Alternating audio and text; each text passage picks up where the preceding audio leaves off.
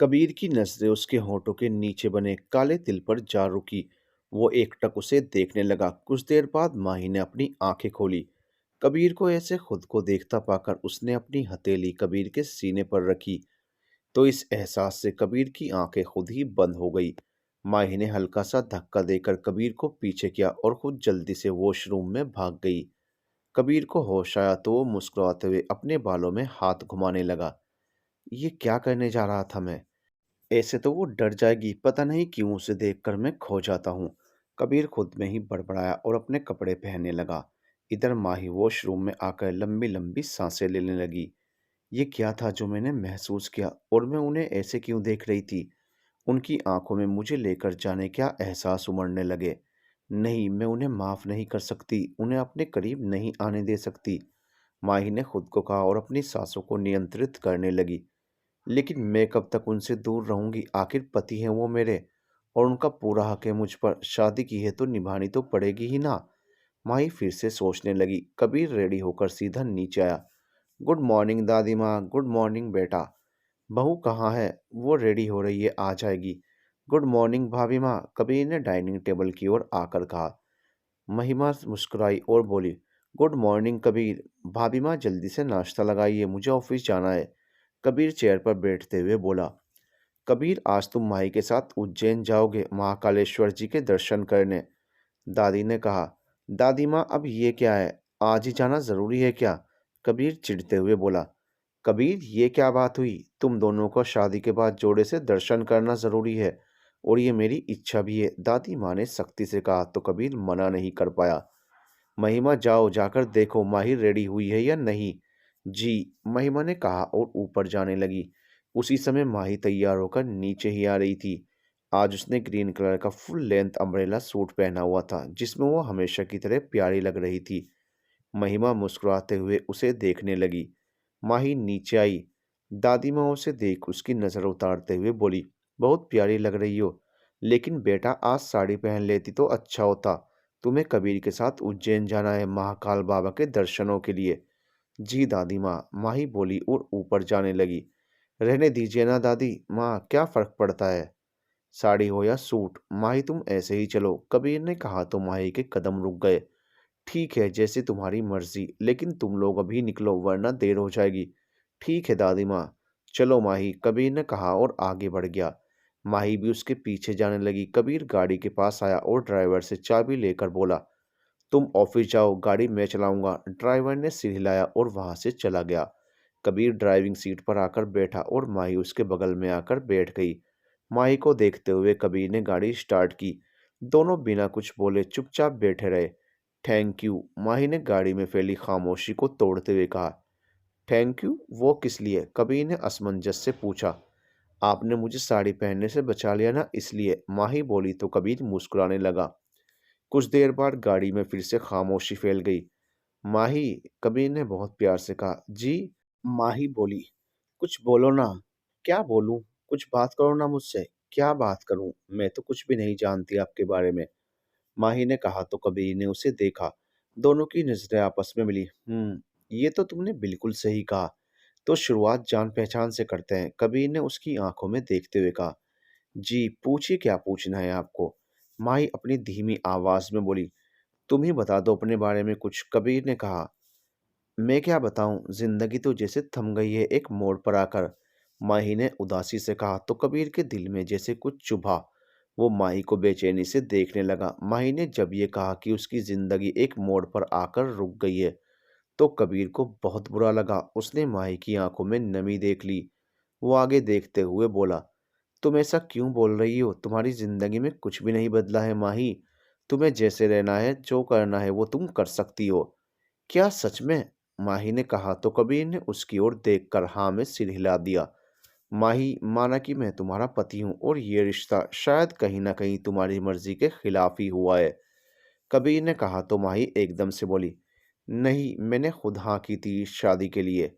जानता हूँ, लेकिन मजबूरी में, कबीर बोला। तो माही मन ही मन बोली, और मजबूर भी आपने ही किया था, और अब आए बड़े दोस्ती करने। क्या सोचने लगी? माही को खोया हुआ देखकर कबीर बोला, कुछ नहीं। हाँ, तो मैं कह रहा था कि तुम जो करना चाहती हो तुम वो कर सकती हो। तुम्हारी लाइफ में कुछ नहीं बदलेगा, तो क्या मैं अपनी पढ़ाई कंटिन्यू कर सकती हूँ? ऑफ कोर्स माही, भला तुम्हारी पढ़ाई से मुझे क्या परेशानी हो सकती है? आपको नहीं, लेकिन दादी माँ को, माही हिचकिचाते हुए बोली। उन्हें भी कोई एतराज़ नहीं होगा, इनफैक्ट वो तो खुश होंगी कि तुम अपने फ्यूचर को लेकर सीरियस हो। भाभी माँ भी भैया के काम में उनकी हेल्प करती हैं। कबीर ने कहा तो माही के चेहरे पर एक सुकून भरी मुस्कान आ गई। तो बताओ क्या पढ़ना चाहती हो तुम? वैसे तुम तो दिल्ली में पढ़ रही थी ना? कबीर ने पूछा। जी, मैं मेडिकल स्टूडेंट हूँ, डॉक्टर बनना मेरा सपना है, मैं एक कामयाब सर्जन बनना चाहती हूँ। ओह! तो तुम डॉक्टर बनना चाहती हो, नॉट बैड। हाँ, तो ठीक है, तुम अपनी पढ़ाई पूरी कर सकती हो। दादी माँ से मैं बात कर लूँगा, कबीर ने कहा और आगे देख ड्राइविंग पर ध्यान लगा दिया। एक बार फिर गाड़ी में खामोशी छा गई। माही कबीर को देख मन में सोचने लगी, आप सच में इतने अच्छे और समझदार हैं या सिर्फ दिखावा कर रहे हैं?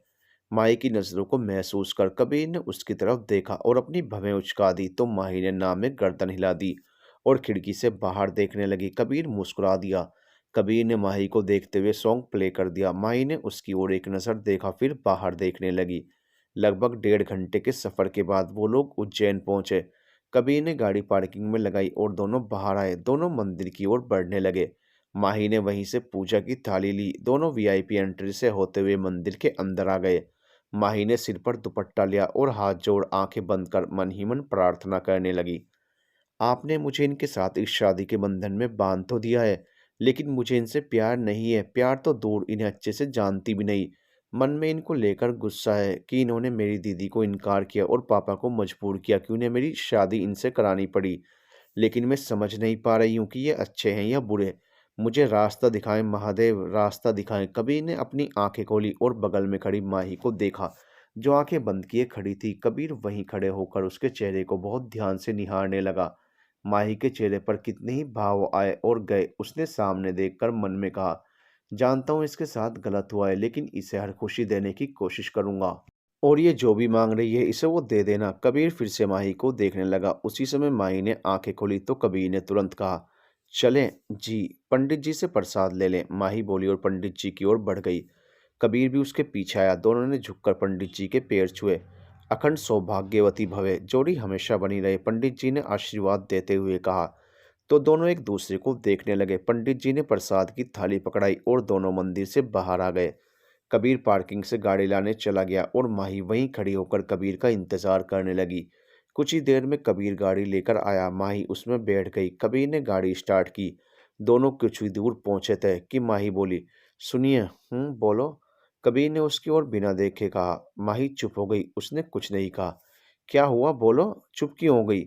कबीर ने इस बार उसकी ओर देखकर कहा, मुझे ना भूख लग रही है। माही ने मासूमियत से कहा।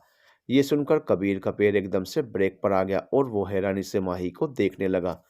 तुमने नाश्ता नहीं किया था? कबीर ने पूछा।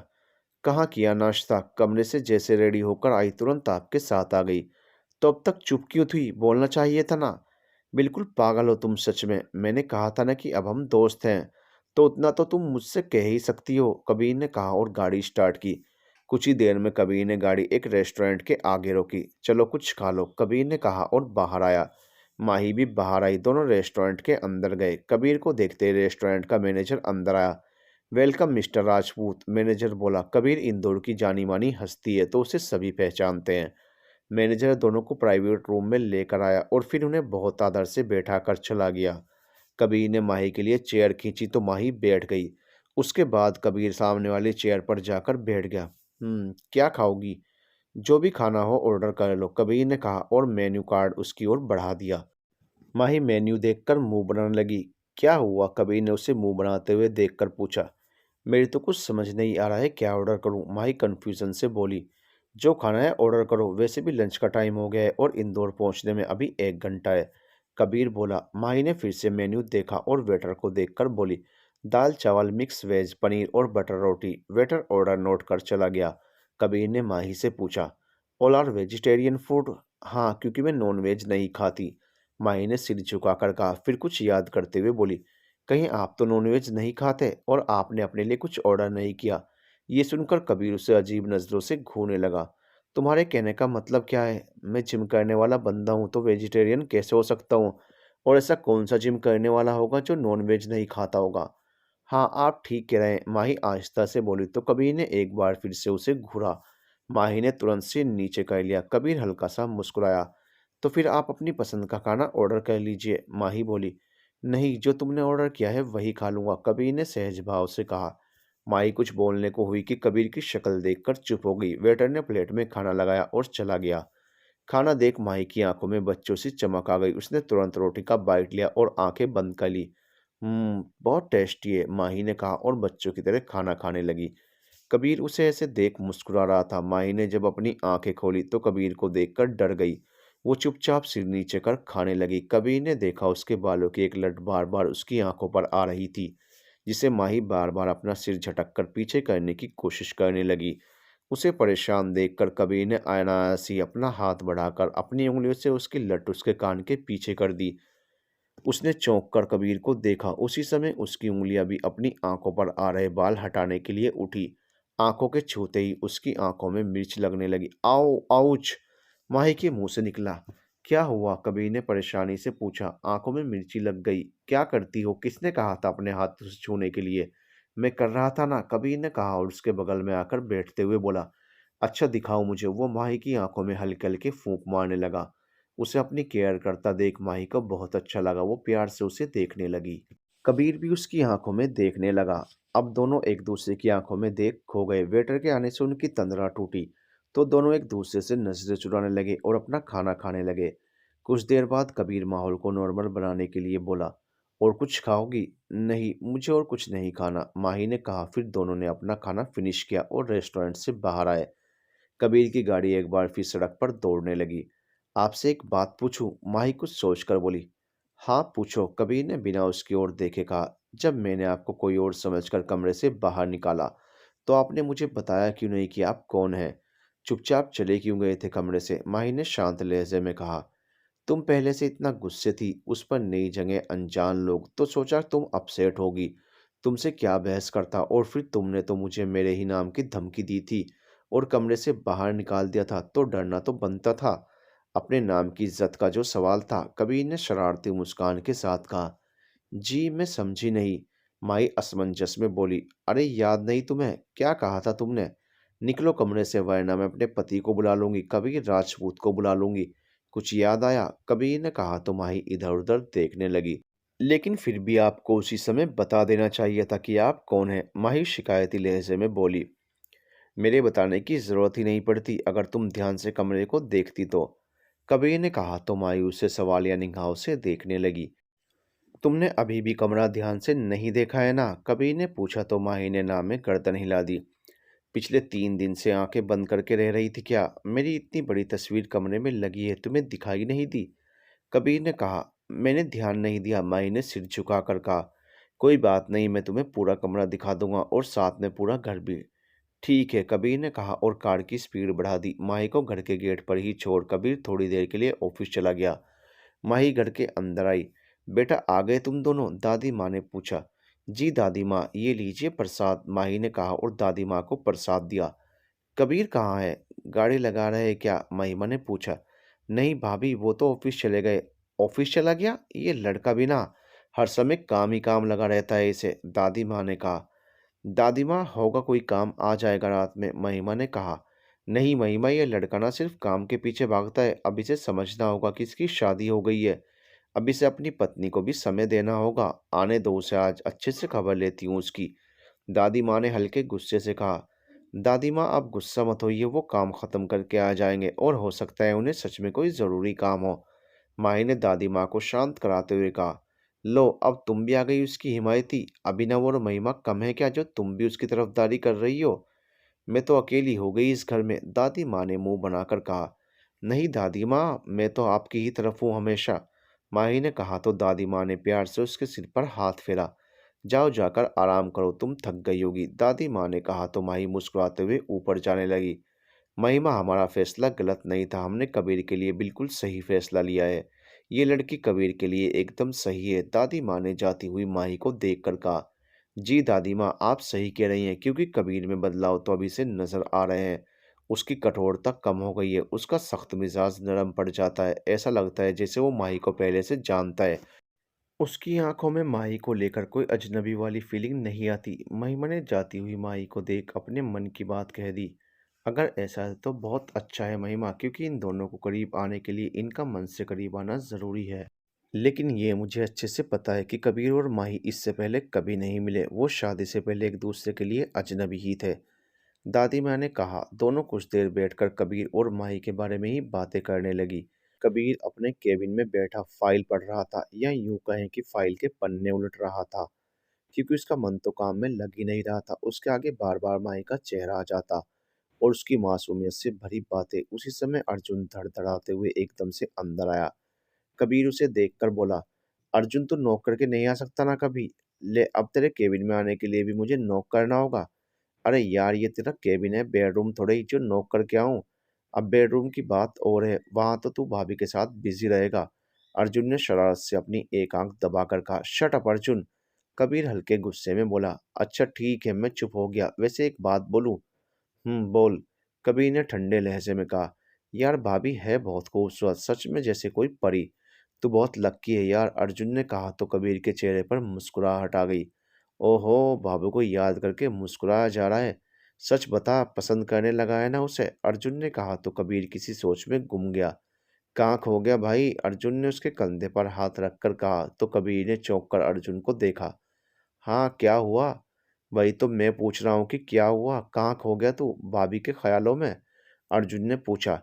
चल घर चलते हैं। कबीर बात बदलते हुए केबिन से बाहर जाने लगा।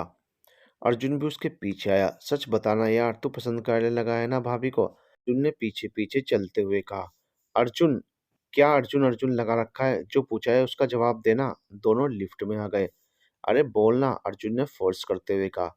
पता नहीं पसंद करता हूँ या नहीं, लेकिन उसका मासूम चेहरा आंखों से होता हुआ सीधा दिल में उतरता है। मुझे उसकी आंखों में आंसू अच्छे नहीं लगते। उसे जमाने भर की खुशियां देना चाहता हूँ। कबीर माही को याद कर खोए हुए ही बोला। मेरे यार, तू तो उसे पसंद ही नहीं, प्यार भी करने लगा है।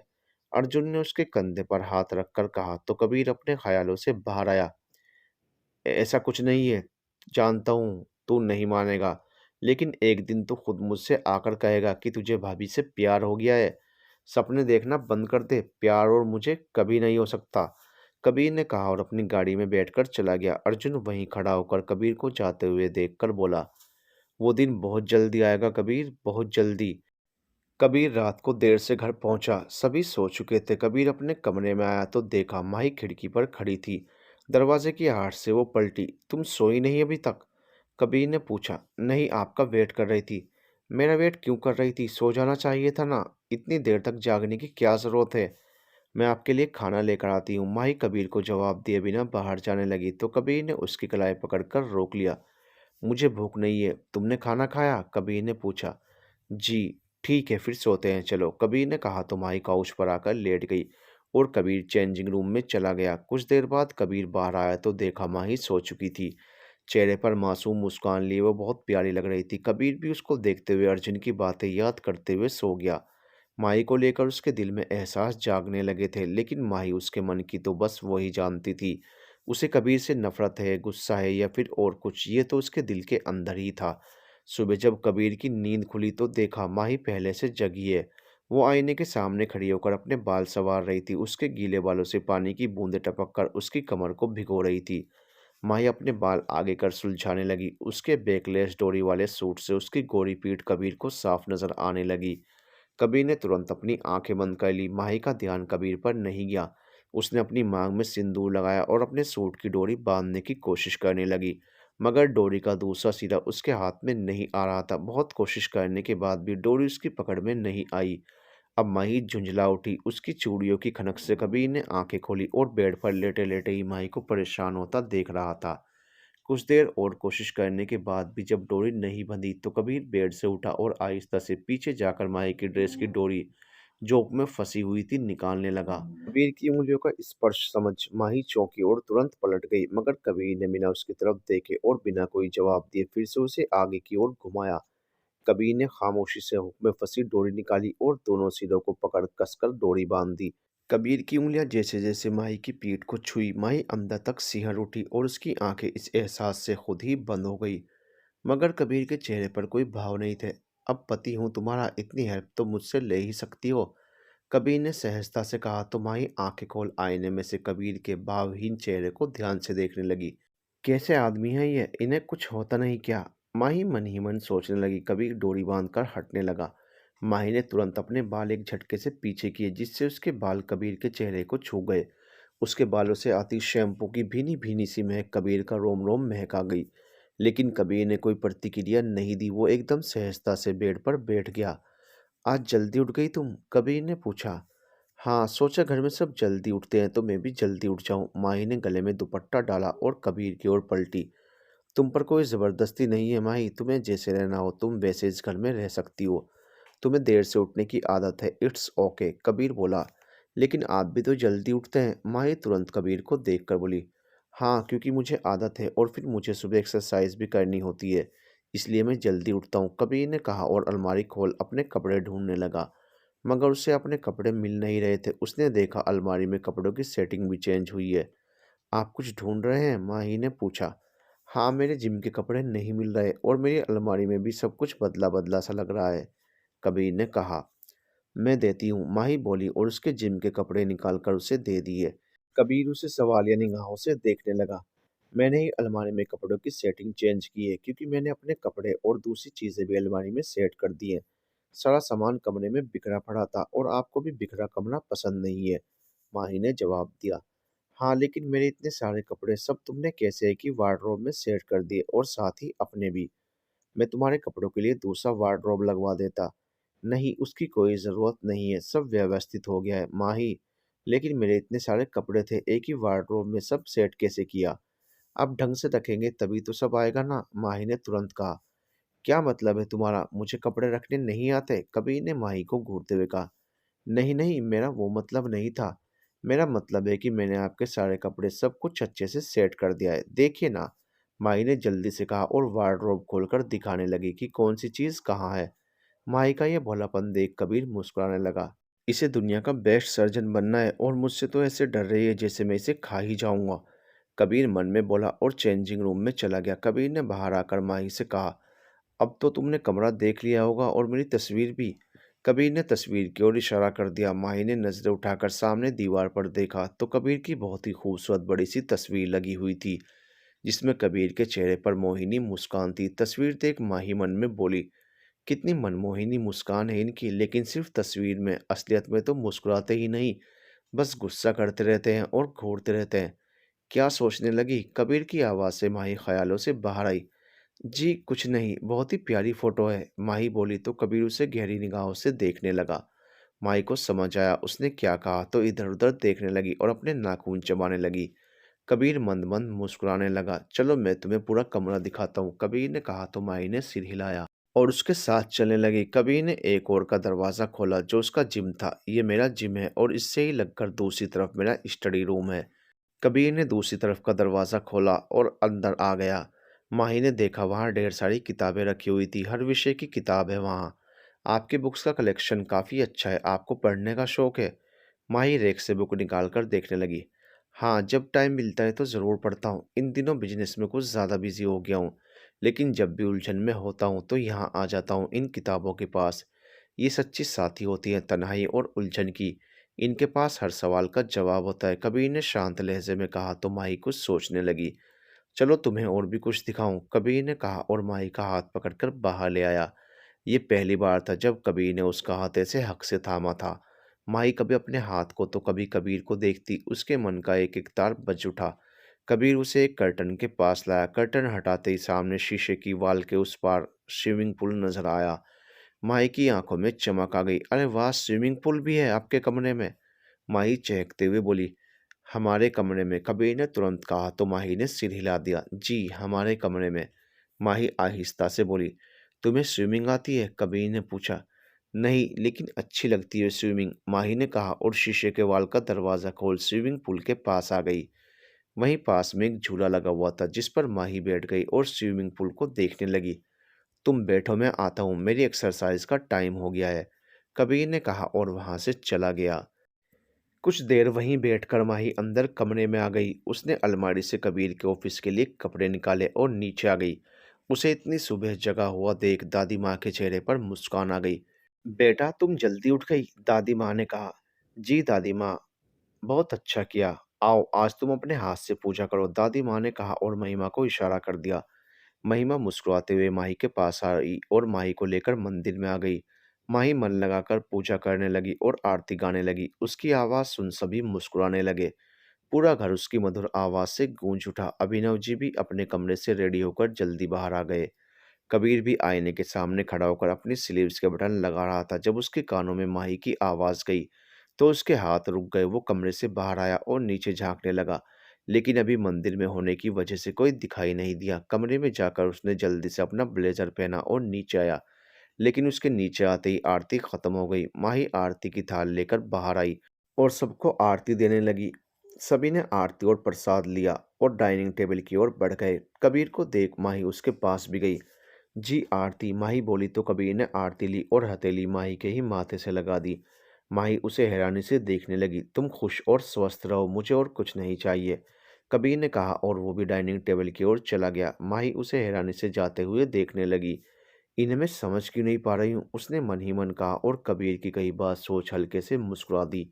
आरती की थाली रख वो भी नाश्ते के लिए आ गई। सभी बैठ नाश्ता करने लगे कि कबीर एकदम से बोल पड़ा, भाभी माँ आरती कौन गा रहा था? ये सुन सभी एक दूसरे को देखकर मुस्कुराने लगे और माही खामोशी से सिर नीचे किया अपना नाश्ता करने लगी। दादी माँ और महिमा ने आंखों ही आंखों में कुछ इशारा किया। क्या हुआ देवर जी, आवाज़ कुछ खास पसंद नहीं आई क्या? जानती हूँ, बस ऐसी ही थी, उसमें कोई बात नहीं थी, महिमा ने मुंह बनाकर कहा। नहीं भाभी माँ, आवाज़ बहुत ही अच्छी थी, इतनी मीठी कि कानों में शहद घुल रहा हो, कबीर एकदम से बोला तो सभी के चेहरों पर मुस्कान आ गई और माही ने एक बार नजरें उठाकर कबीर को देखा, फिर नजरें झुका ली। कबीर आगे बोला, लेकिन हमारे घर में ये इतना मीठा कौन गाने लगा सुबह सुबह, ये जानना चाहता हूँ। ये तो हमारी प्यारी देवरानी जी गा रही थी, महिमा ने कहा तो कबीर हैरानी से माही को देखने लगा। फिर उसने महिमा की ओर देखा तो महिमा ने अपनी पलकें झपका दी। वो बिना कुछ कहे सिर नीचे कर खाने लगी। उसी समय घर में अर्जुन की एंट्री हुई। कबीर मेरा यार कहाँ है तू? अर्जुन अंदर आते हुए बोला। अर्जुन, दादी माँ ने खुशी से कहा। दादी माँ कैसी हैं आप? अर्जुन ने दादी माँ के पैर छूते हुए कहा। तुम कब आए लंदन से? महिमा ने पूछा। ओ भाभी, बस 2 दिन पहले ही आया हूँ। अर्जुन कुर्सी खींचकर बैठ गया और एक एप्पल उठाकर खाने लगा। 2 दिन हो गए तुम्हें आए हुए और तुम अब आ रहे हो? दादी माँ ने कहा। सॉरी दादी माँ, वो क्या है ना, जैसे ही मुझे पता चला कि कबीर की शादी हो गई है, मैं उससे मिलने सीधा ऑफिस पहुंचा, इसलिए यहाँ नहीं आ पाया। अर्जुन ने कहा। सिर्फ ऑफिस नहीं दादी माँ, ये तो मेरे साथ माही के घर भी गया था, कबीर ने उसे घूरते हुए कहा। देखा दादी माँ कैसे घूर रहा है, माना कि वो इसकी ससुराल है, लेकिन भाभी से मेरा भी तो कोई रिश्ता है, इसलिए उनके मिलने का वेट करने से अच्छा पहली फुर्सत में ही मिलाया उनसे, अर्जुन ने कहा तो सभी मुस्कुराने लगे। तुमने बहुत अच्छा किया बेटा, दादी माँ ने प्यार से कहा। बेटो नाश्ता करो, महिमा ने कहा। ये भी कोई कहने की बात है, आया हूँ तो खाकर ही जाऊँगा, अर्जुन ने कहा तो महिमा ने उसकी प्लेट लगा दी। और बताओ अर्जुन, कैसा चल रहा है तुम्हारा बिजनेस? अभिनव ने पूछा। बिजनेस तो बढ़िया ही चल रहा है भैया, अर्जुन बोला। और तुम्हारे माँ पापा? माँ पापा दोनों ठीक हैं, बस अब पापा भी मुझे परेशान करने लगे हैं कि शादी कर ले। अब तो कबीर की भी शादी हो गई, तो कर लो ना, उसमें परेशानी क्या है, लड़की तो देख ही रखी है तुमने, दादी माँ ने कहा। हाँ दादी माँ, देख तो लिए, अब बस फेरे लेने बाकी हैं, लेकिन वो क्या है ना दादी माँ, कि मुझे इतनी जल्दी इस झंझट में पड़ना नहीं है, अर्जुन बोला। अच्छा तो शादी तेरे लिए झंझट है, रुक अभी सिमरन को बताता हूँ, कबीर ने कहा और अपने मोबाइल निकाल कर बोला। तो अर्जुन ने उससे फ़ोन छीन लिया। मत कर मेरे यार, क्यों मेरे ही पीछे पड़ा रहता है, अब तो तेरी भी शादी हो गई है, तब भी ये टफ नेचर कैरी किए हुए है। भाभी अब आप ही अपने पत्थर दिल पति को मोम की तरह पिघला सकती हो, अर्जुन ने नौटंकी करते हुए माही से कहा तो सभी उसकी नौटंकी देखकर हंसने लगे। तू नहीं सुधर सकता, कबीर बोला तो अर्जुन ने ना में गर्दन हिला दी। माही को उन दोनों की ये नोकझोंक अच्छी लग रही थी। वो भी मुस्कुराते हुए उस पल का मजा ले रही थी। कबीर कुछ देर की खामोशी के बाद दादी ने कहा। जी दादी माँ, बेटा बहू को लेकर कहीं घूमने नहीं जाओगे? दादी माँ ने कहा तो माई के हाथ खाते खाते रुक गई। दादी माँ, ये आपने बिल्कुल ठीक कहा, तुम दोनों ने अभी अपना हनीमून प्लान नहीं किया, कहाँ जाना है मुझे बताओ, टिकट मैं ला कर दूंगा, अर्जुन एक्साइटेड होकर बोला तो कबीर के गले में खाना अटक गया और वो बुरी तरह खांसने लगा।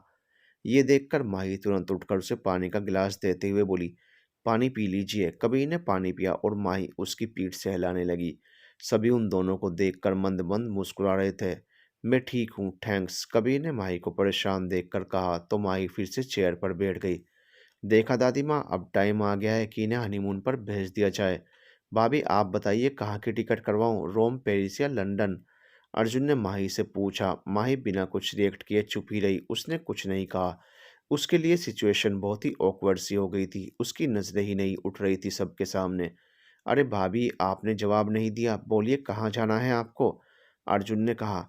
अर्जुन अब बस बहुत हो गया, कबीर ने सख्ती से कहा। माही के लिए अब वहाँ खड़े रहना मुश्किल हो गया। वो वहाँ से सीधा अपने कमरे में चली आई। तुझे जरा भी समझ नहीं है ना कब क्या बोलना है? कबीर ने उसके सिर पर मारते हुए कहा। अब मैंने क्या किया? अर्जुन ने सिर से हिलाते हुए कहा।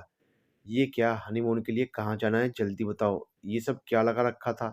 उसके लिए कितनी ऑकवर्ड सिचुएशन हो गई थी जानता है तू? एक तो वैसे ही वो कम बोलती है और अब इसके बाद तो जाने कब तक छिपती फिरेगी मुझसे। कबीर ने सख्त लहजे में कहा। ओ तो ये बात है, अब वो तुमसे भी छिपती फिरेगी? ओह! सो सैड ना।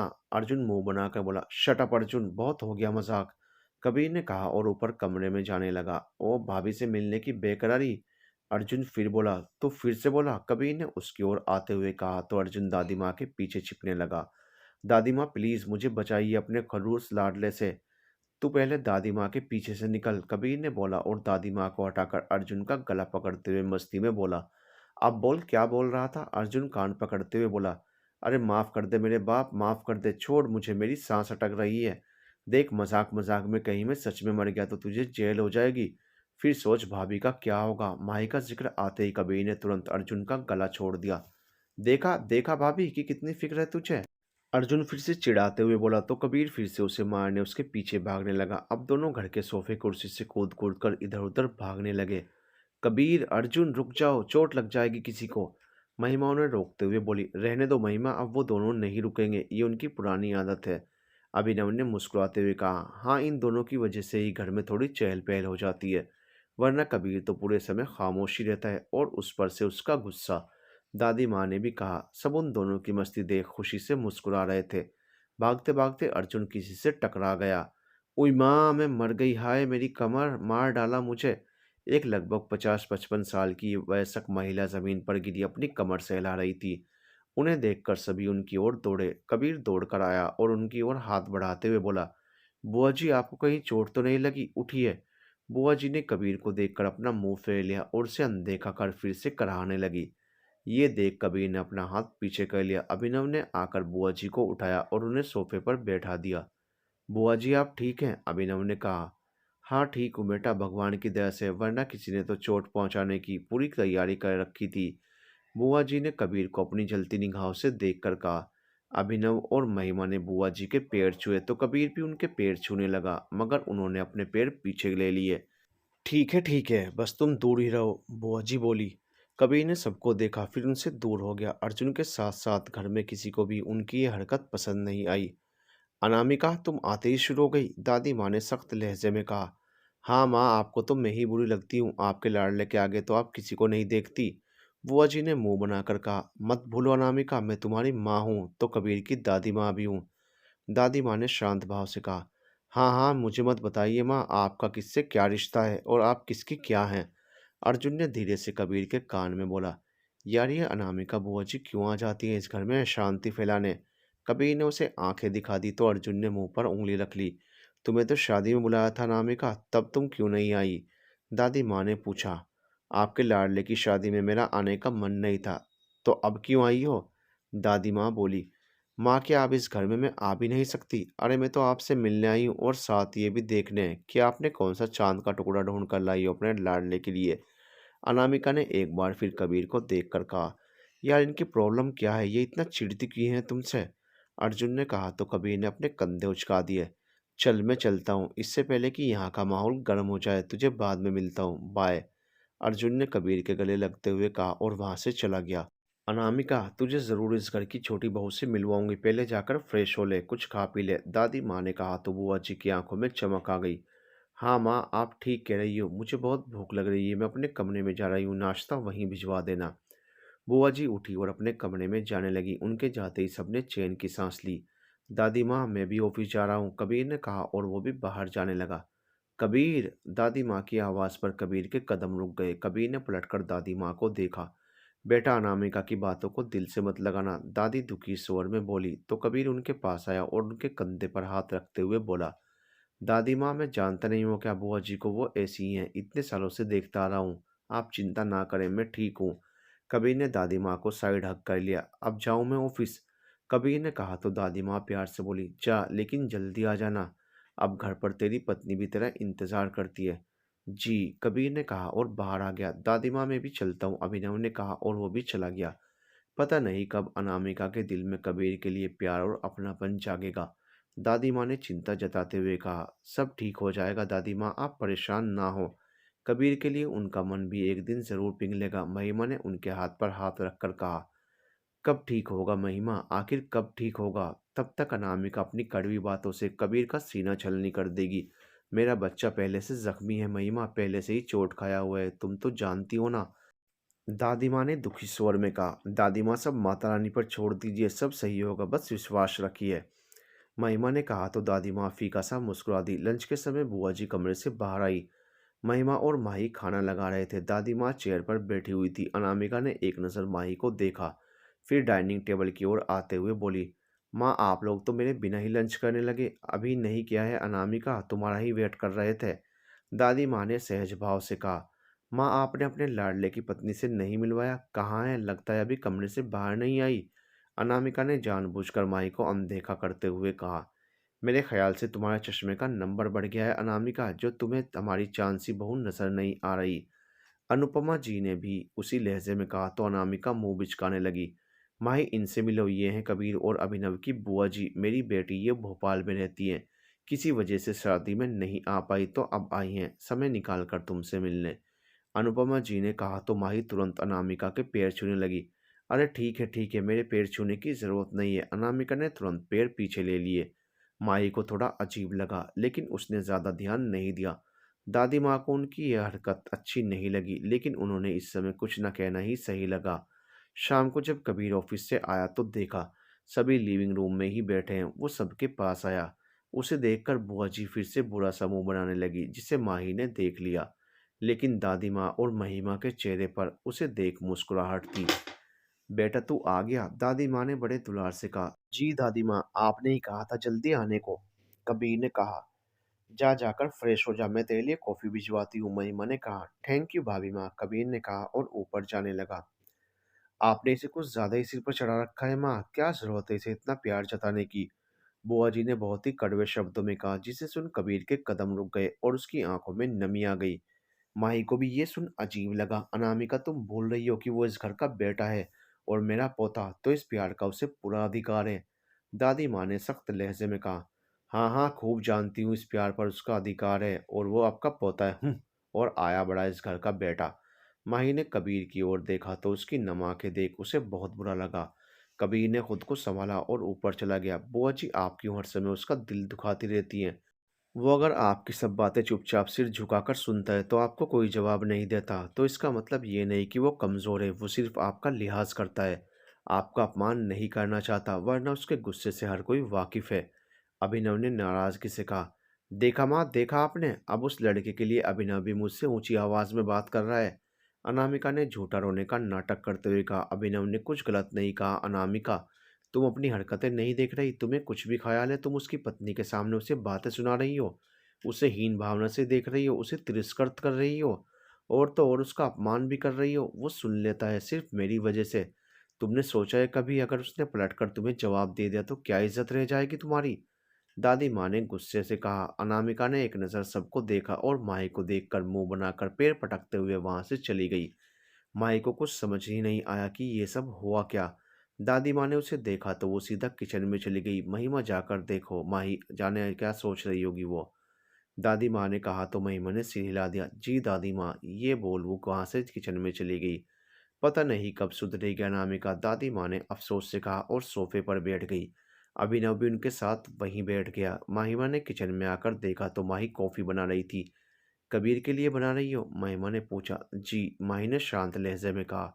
महिमा उसके चेहरे को ध्यान से देख रही थी। उसके चेहरे पर बहुत सारे सवाल और बेचैनी थी। बुआ जी के बारे में सोच रही हो? महिमा ने कहा तो माही के हाथ रुक गए।